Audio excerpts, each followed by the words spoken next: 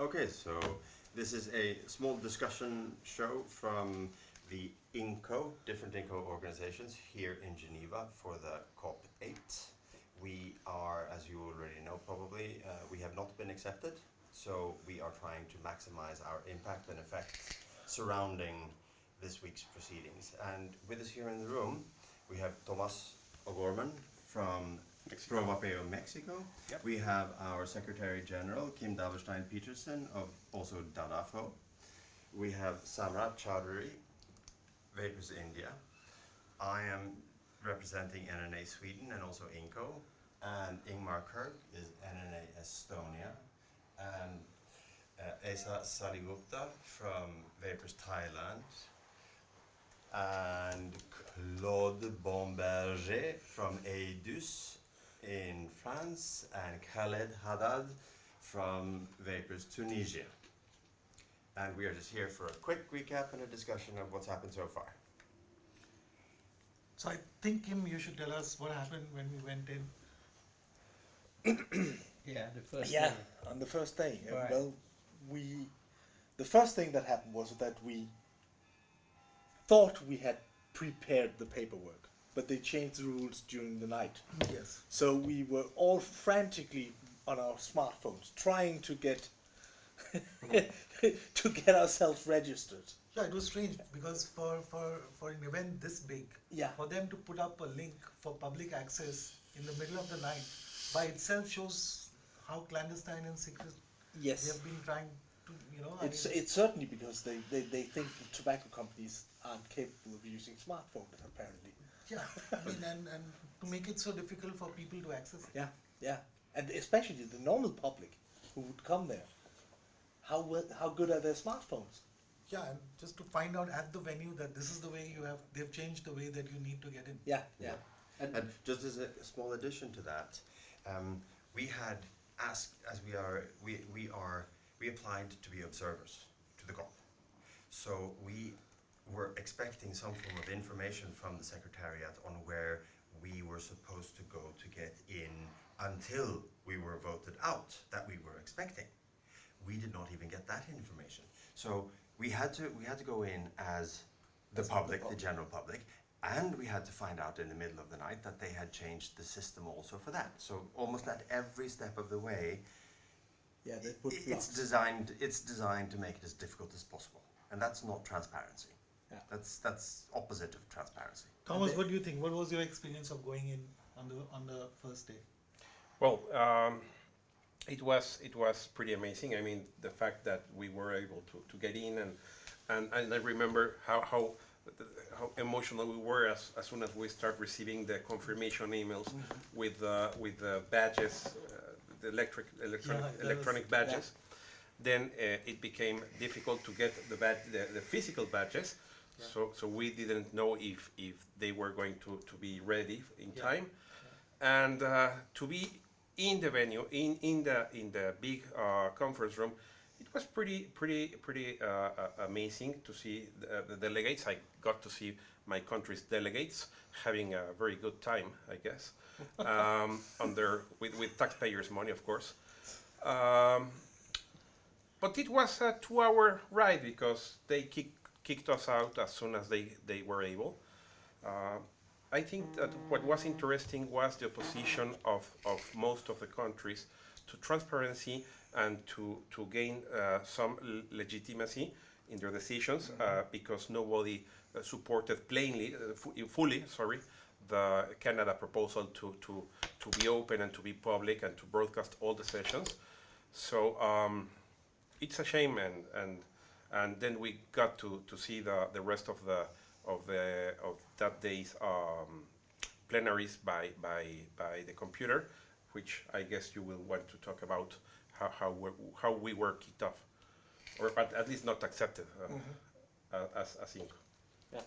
See, about being inside, my observation was, I mean, for the first time that I noticed, how illogical some countries can be. Every country began with saying we want to be transparent, but we don't want to be. They were making a claim that they want to be transparent and saying exactly the opposite in that same sentence. And how many countries would do that? without I mean- motivation, Yeah. without It's- pure realistic motivation, because transparency of such conferences is evident. Is it logical? It should be. It's where you. It's like a parliament. If you say in a country, yeah, the parliament will be closed and you won't know the votes and you won't know the people there, that's an issue. Yeah, that's not Yeah. democracy. That's an issue that doesn't legitimate the conclusion, the laws or the decisions or the recommendation that are emitted. Yeah, even with the parliament, they have parliament TV that broadcasts live all the time Yes. while there was conference or meetings and decisions making to be made all the time. Even if the decision have to be made in secrecy, then there's just type in, but the result will be shown Yeah. immediately at that time. So the people who wants to know, they can watch the TV and watch the live feed, and the representative of each country mostly are from the Department or Ministry of Public Health. So what they should be doing something for the public, for their own people. What is there to hide? If you want to do good for you people, then Yeah. hey, let's be open about it. We've been more than happy to listen, to hear, okay, wow, this is a great decision. It's great for us. Is that what they're doing? I Yeah. don't think so. I think it especially came to fruition with was it the Kenyan lady Yeah. who was Yeah. talking about how what she said in the actual room had 3 years ago, 3 sessions ago, Yeah. Yeah. been reposted to her actual ministry, and she was getting into trouble for that, and they didn't want that again. But to me, that sounds like she should be in trouble, because if she's saying something that her government is actually not behind, then there's something wrong. Yeah. And that's not actionable either, because that's the government which is going to, take the decision on. Yeah, and And they then- will not know what Yeah. what part of the consensus she was in. Right. Yeah, and which Later. also, gives you an idea that they may be saying things that they don't intend to even follow through. Yeah. And that's one of the reasons they don't want the people of the country to know, Mhm. because this is grandstanding they're doing in front of another 150 nations. Yeah. But they have no intention of following up with it and actually implementing those things that they say. I Exactly. mean, there's no public scrutiny, there's no accountability.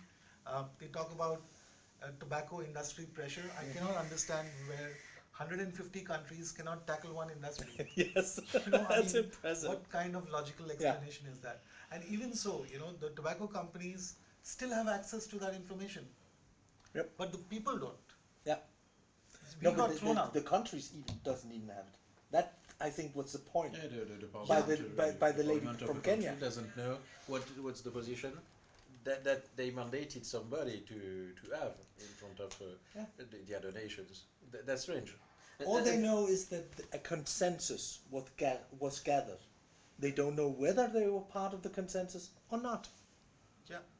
And Were we a minority? But then another issue with a conference like COP8 is that the people who are making decisions, they are not actually voted to make those decisions, and they are making decisions for all of the people around the world, because we know that some countries, if they get like a succession from WHO, then basically it's a decision. They will just approve it, and that's it. And those people who are making the decisions now at COP8, they are not elected people. They are just officials. yeah, and also, they are making, see the tobacco company influence, that they keep talking about. I mean, that's been there for a while. I mean, the landscape has changed, more transparent, and that's what I really liked about what Canada said, was that we need to be more transparent. What country was- Nothing can come, I mean, if you're working in isolation, where no one knows what you are up to, you're more prone to be influenced than if everyone knew what is going on. If there is influence, let the people see that there is influence. Yeah, and when you see a delegate talking like or on behalf of a company or an industry, when there are results, textual transcripts of what is said, then transparency is good, and lobbies can't really impact for long, because the guy who is talking like that won't be there the next time.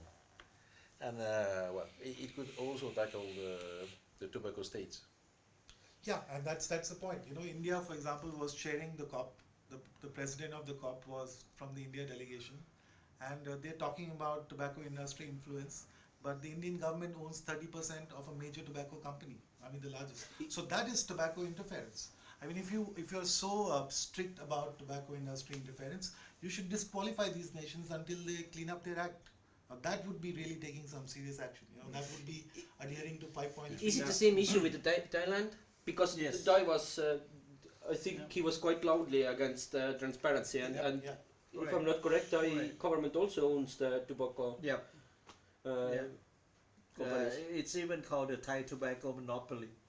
It's Yeah. a monopolized. So here you have a tobacco monopoly saying that we don't want tobacco industry influence. And we don't want transparency. Yeah. And it's operated right under Ministry of Treasury, directly right under. And those people are allowed to be there, and we as a consumers. No, in theory, everyone